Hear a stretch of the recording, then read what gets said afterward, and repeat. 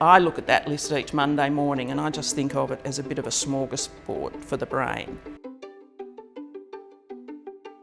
Laneway Learning started because of shared interest from all of us co-founders to start some community education project. I was working in the CBD at the time and I wasn't really loving my day job, so I started to look around for things to do. I had in the back of my head this idea that I'd seen in New York, in Brooklyn, called the Brooklyn Brainery, and it just seemed to be a great fit for Melbourne. And we spoke to the people at the Brooklyn Brainery and they were like, you know what, this is great. We don't want you to start a brainery, but please do your own thing. And so we came up with the concept of Laneway Learning. Yeah, it just started out of passion of learning something new as often as we could. And so we gave it a go. Initially the timeline was probably 6 months. It absolutely blows my mind that a decade later it's still going and it's never been stronger. Traditionally speaking, if you wanted to learn something, you would usually have to sign up for more than one class. And Laneway gives people that option where they can give something a go and then work out if it's for them or not. Once a week, the little newsletter that tells us what's coming up. I look at that list each Monday morning and I just think of it as a bit of a smorgasbord for the brain. So my best memory of Laneway Learning, it's really hard to pick one after 10 years. I think I'd have to mention when we won the Melbourne Award for Best Community Initiative in Melbourne. And that was really special because first of all, we had been there the year before, and so I wasn't really expecting to win at all. I was really happy enjoying all the food and the drinking when they announced Laneway Learning, and I had prepared no speech whatsoever. It was just a moment of like, wow, we've made it. I'm here collecting an award and for something that I've seen grow.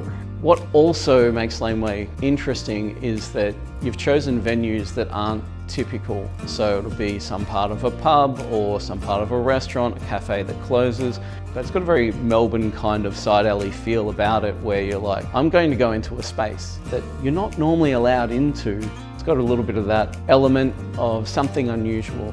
My best memory of Laneway Learning is the times when we've gone above and beyond just our normal 75-minute classes. Don't get me wrong, the 75-minute classes are amazing and I love them, but I think those extra special events that we've done every few years or so, whether it be that first Laneway Learning Spectacular that we did in the Laneway in Somerset Place, where we brought all of our community together into one space at one time, and seeing all those different interactions happen was just a fantastic experience. People could come and see Robert and his beehive, or they could make an origami crane, and it was all free and accessible in the CBD, and we raised loads of money for charity as well.